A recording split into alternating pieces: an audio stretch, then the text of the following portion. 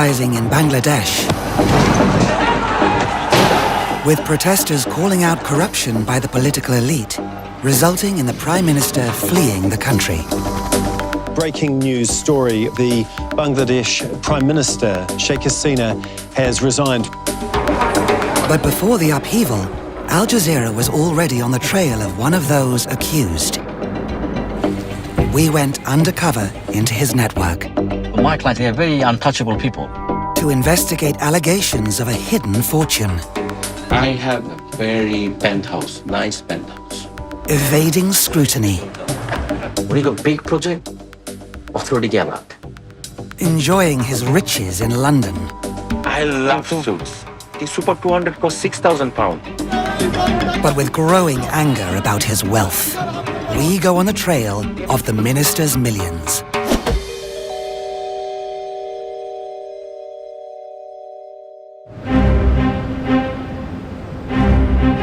Long before the uprising, Al Jazeera's I Unit had a tip-off that a Bangladeshi minister on a $13,000 salary had amassed a property empire in Britain. The I Unit set up an undercover team to investigate the allegation. By 2023, the year before the protests in Bangladesh, our undercover reporters reached the minister's inner circle and were invited into his $14 million London home. Hello. Hello. How are you? Hello, Mr. Lee. Please, welcome. Yeah, it's a very private house. Because I need a very secure house. Oh, that's secure. How many floors in total? 5 floors. This is our cell. Come. Yeah. Oh. This is my new rules.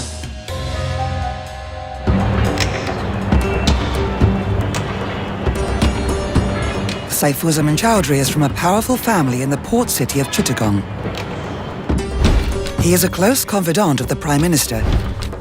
In 2014, he became a Member of Parliament and Junior Minister. And in 2019, Sheikh Hasina promoted him to head the Land Ministry. My father was very close with Prime Minister, actually. I'm also. She's my boss. Chowdhury's wealth comes from business and his stake in one of Bangladesh's largest banks, UCB. But Bangladesh's strict currency rules, designed to protect the economy, prevent citizens from taking more than $12,000 a year out of the country. Our foreign currency reserve has gone down drastically. If someone were to take money out of Bangladesh without the specific permission of the central bank, this is certainly a crime under Money Laundering Act. The I Unit set out to investigate the minister's overseas wealth.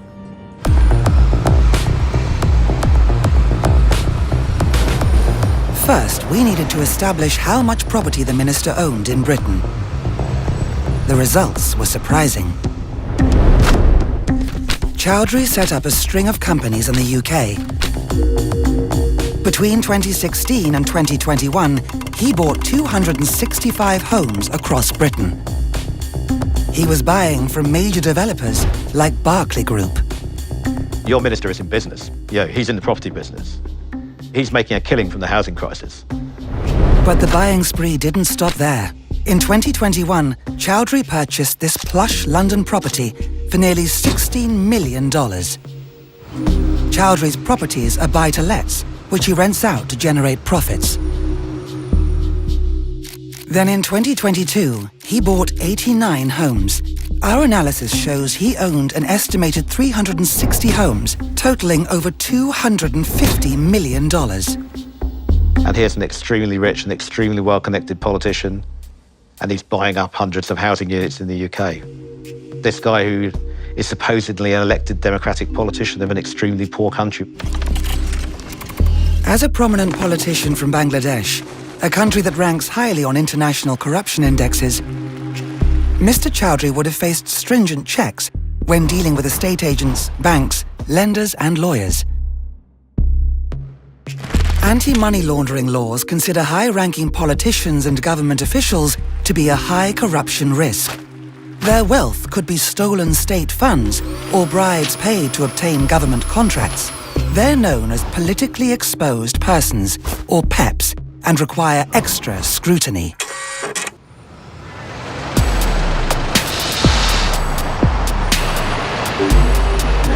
So how did the minister pass these tests? To find out, we deployed an undercover team to view one of his rental properties. Our client, he has over 300 homes just in London alone. This is a sales agent for letting agency Moving City. He comes to London, buy a few homes, and then he jets off. During lockdown, we spent 200 million just on new homes in the UK. We checked whether Chowdhury had declared his overseas assets on his Bangladesh tax returns and electoral filings. He hadn't. The constitution is very clear. So as a minister, they cannot have any other source of income. Yes, a politician, MP or MP candidate must declare their global asset position.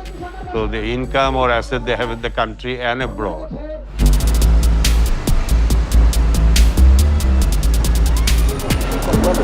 Hello, sir. Hello. How are you? Very well, thank you. As we had hoped, the agent offered to introduce us to his boss. Thank you very much. Ripon Mahmood is an estate agent, originally from the minister's hometown of Chittagong. He works discreetly with wealthy clients like Saifuzzaman Chowdhury. So my clients, don't get me wrong, they are like, how can I say, they are very untouchable people. And they trust you, they build the trust, and you invest by 10 million, 50 million deal happening. Ripon Mahmood is on his way to a London hotel to meet our undercover team. Thank you very much. Thank you. We are posing as wealthy overseas investors looking to move $100 million out of China into the UK property market. Ripon, first to meet you. Yeah, call me Billy. Billy? Yeah. Really good to meet you. Keen for business, the agent gave us the next clue about our target, Mr. Chowdhury.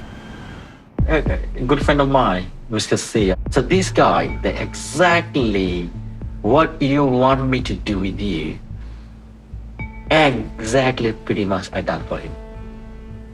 He's from Dubai. China. Nah. Also foreigner. Yeah, of course, he's a top and foreigner. He's a sitting minister. He's a powerful minister. He's smart. What he does, he doesn't go big project.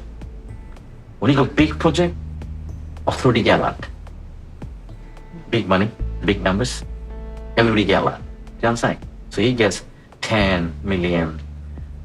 You know what I'm saying? And you have to look, I didn't buy cash. Bank lend money. While Ripon was managing the minister's business in London, elections loomed in Bangladesh. Chowdhury enjoyed the limelight as a leading figure in the Hasina government, promising to root out corruption. Meanwhile, our team in London made a breakthrough. We heard the minister had US assets.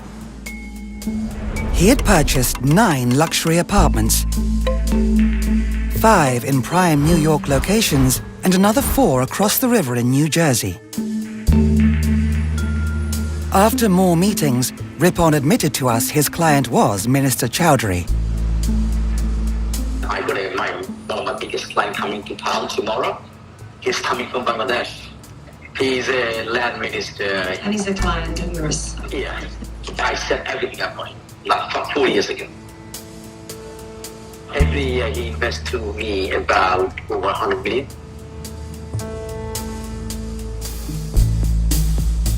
We needed to get to the minister before he returned to Bangladesh.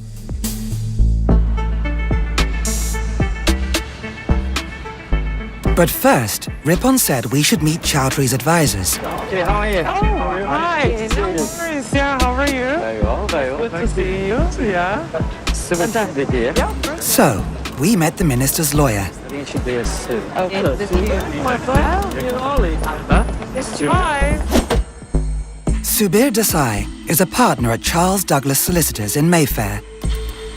He is also the firm's money laundering reporting officer, responsible for ensuring the company complies with regulations.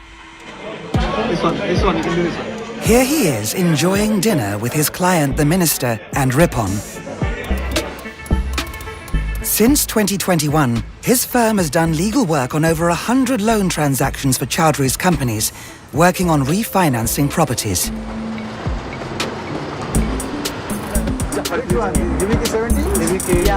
Next, Ripon introduced us to Rahul Mard, a private wealth manager at DBS, one of the biggest Asian banks. Ripon said Rahul's bank had faced challenges in onboarding Mr. Chowdhury, the banking term for screening new clients before accepting them. Mr. Chowdhury, yes, we couldn't onboard you. You didn't take it. Some Singapore bank, red line. They are very strict. We couldn't onboard him because he's sitting black. But by January 2024, DBS made 19 loans to the minister's companies, helping finance his empire. Finally, Ripon introduced our undercover team to Paresh Raja, CEO of bridge finance lender Market Financial Solutions. The Mayfair lender's businesses made hundreds of loans to the minister. What you're seeing here is a kind of network. Clearly, that is having an impact on the minister's reach. Ripon's network also includes the developers that sold to Mr. Chowdhury, who bought nearly a quarter of his properties, over 80, from Berkeley Homes, one of Britain's top builders. We sent in a new undercover reporter to meet Ripon at a Berkeley sales event to find out how a minister and politically exposed person could have bought so much property from them. So I work with them very, very closely. Berkeley, I know Chowdhury and there's just so much dealing with Berkeley. I saw lots of credit. That's Berkeley. So they know how I work. If you go to them, they'll say it's time. So with me, I put them in such a way they can't say that. Our undercover meeting revealed yet another clue about the minister. So I work with a few times. One of them is the minister of Asia. So he got 300 rupees. I'm going for Dubai as well.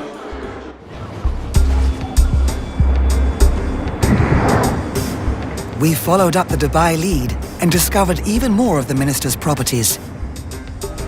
Analyzing a leak of Dubai property data reveals the scale of his buying. The minister is listed owner of a luxury apartment at the Dubai Wharf Culture Village. His wife, Rukmila Zaman, bought property in this high-end development. By 2020, the minister was the listed owner of another 54 properties in the city's most exclusive developments. Having met the network of advisors and established the minister owned hundreds of properties in the UK, America, and Dubai, we finally met the minister himself at his London home.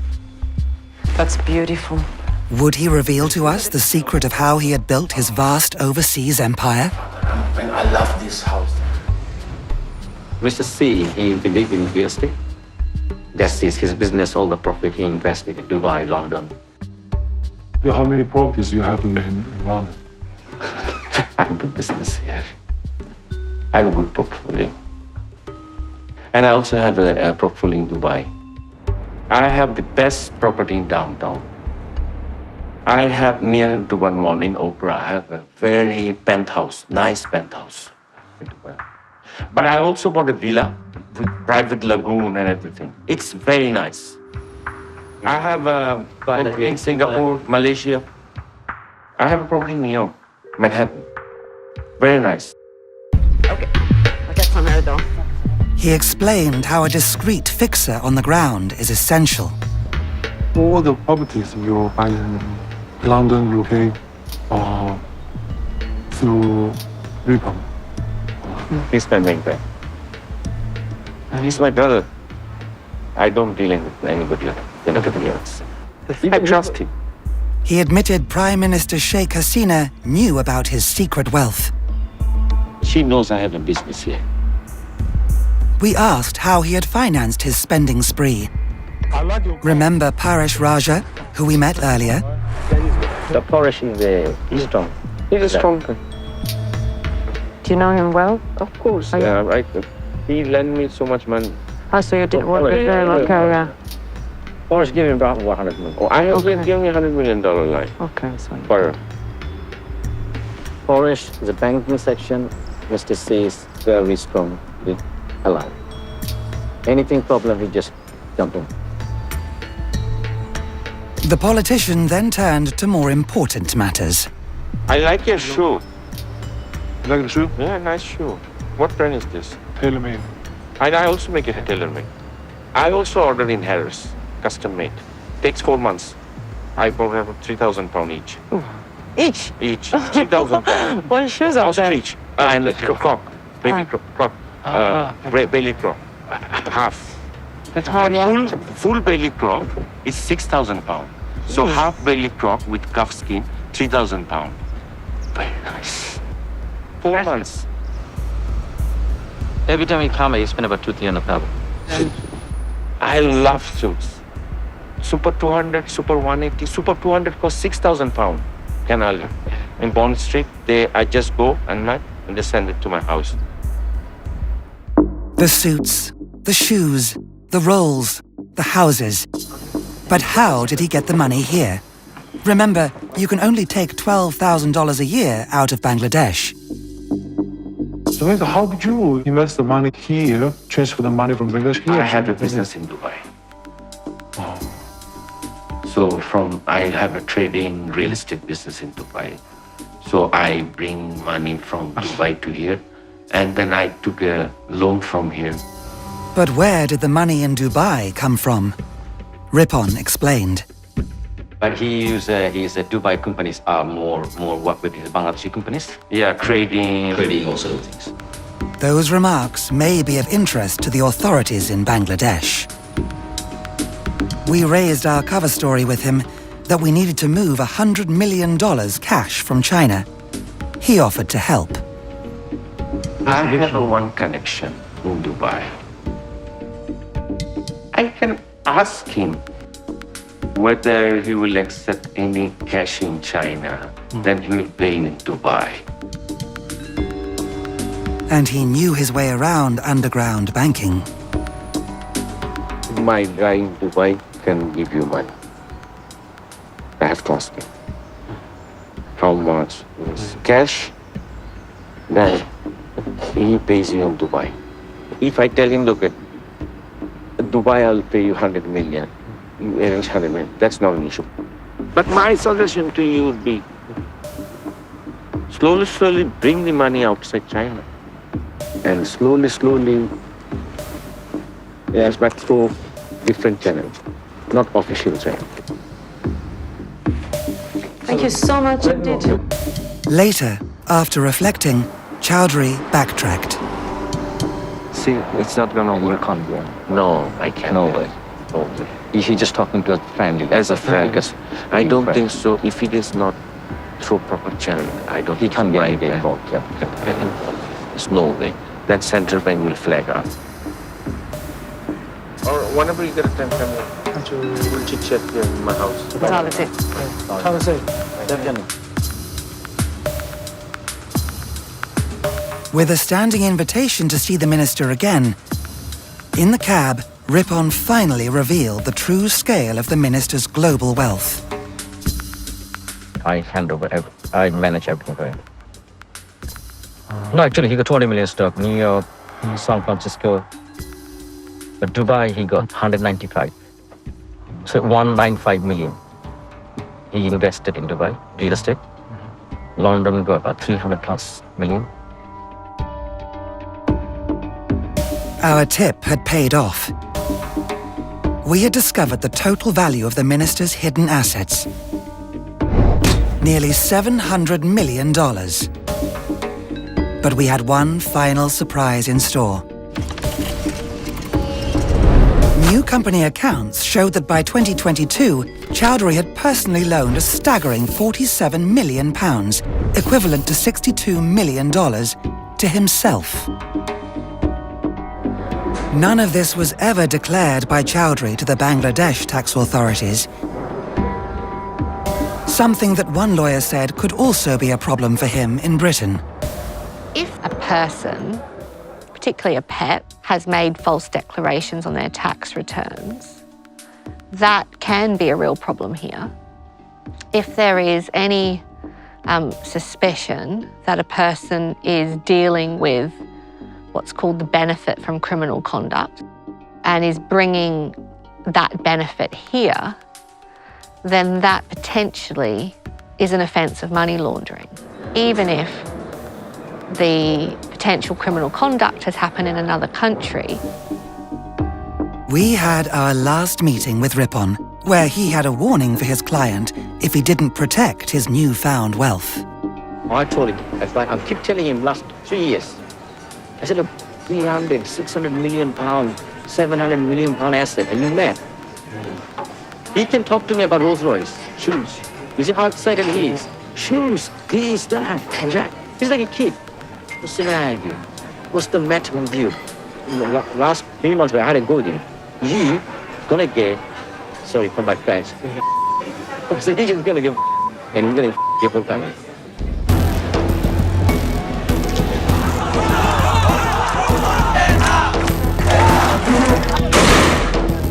As the Bangla protests reached boiling point, the people wanted to find out where the country's looted riches had gone. Their Prime Minister Sheikh Hasina had fled the country. Her government fell. Regime loyalists were detained.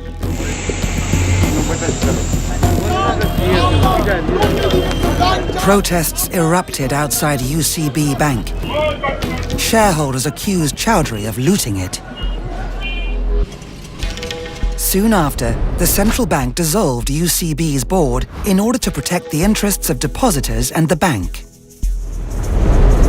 Bangladesh authorities also ordered banks to suspend the transactions of Chowdhury's personal and business bank accounts. Anti-corruption watchdogs say Chowdhury's case rings alarm bells.